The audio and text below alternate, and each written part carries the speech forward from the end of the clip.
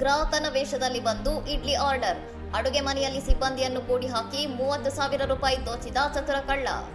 ಹರಿದ್ವಾರ ಜಿಲ್ಲೆಯ ರೂರ್ಕಿಯಲ್ಲಿರುವ south fusion ರೆಸ್ಟೋರೆಂಟ್ಗೆ ಗ್ರಾಹಕನಂತೆ ಬಂದ ಯುವಕನೊಬ್ಬ ಸಿಬ್ಬಂದಿಯನ್ನು ಅಡುಗೆ ಮನೆಯಲ್ಲಿ ಕೂಡಿ ಹಾಕಿ 30,000 ರೂಪಾಯಿ ಕಳವುಗೈದ ಘಟನೆ ನಡೆದಿದೆ.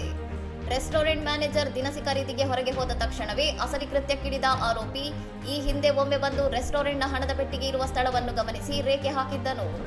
ಮ್ಯಾನೇಜರ್ ಹೋದ 5 ನಿಮಿಷಗಳಲ್ಲೇ ಹಿಂತಿರುಗಿದ ಆರೋಪಿ ಇಡ್ಲಿ ಆರ್ಡರ್ ಮಾಡಿ ಸಿಬ್ಬಂದಿಯನ್ನು ಅಡುಗೆ ಮನೆಗೆ ಕಳುಹಿಸಿ ತಕ್ಷಣ ಹೊರಗಿನಿಂದ ಬಾಗಿಲು ಲಾಕ್ ಮಾಡಿ ಹಣ ದೋಚಿ ಪರಾರಿಯಾಗಿದ್ದಾನೆ.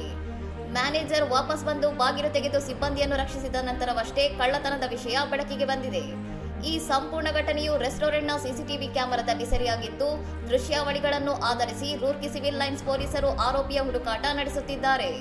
ಹೋಟೆಲ್ಗಳು ಮತ್ತು ಸಾರ್ವಜನಿಕ ಸ್ಥಳಗಳಲ್ಲಿ ಇಂತಹ ವಂಚಕರ ಬಗ್ಗೆ ಎಚ್ಚರಿಕೆ ವಹಿಸಬೇಕಾದ ಅಗತ್ಯವನ್ನು ಈ ಘಟನೆ ಮತ್ತೊಮ್ಮೆ ಎತ್ತಿ ತೋರಿಸಿದೆ. ಇನ್ನಷ್ಟು ಸುದ್ದಿಗಳಿಗಾಗಿ ನೋಡ್ತಾ ಇರಿ ಸೌರಂ ಟಿವಿ.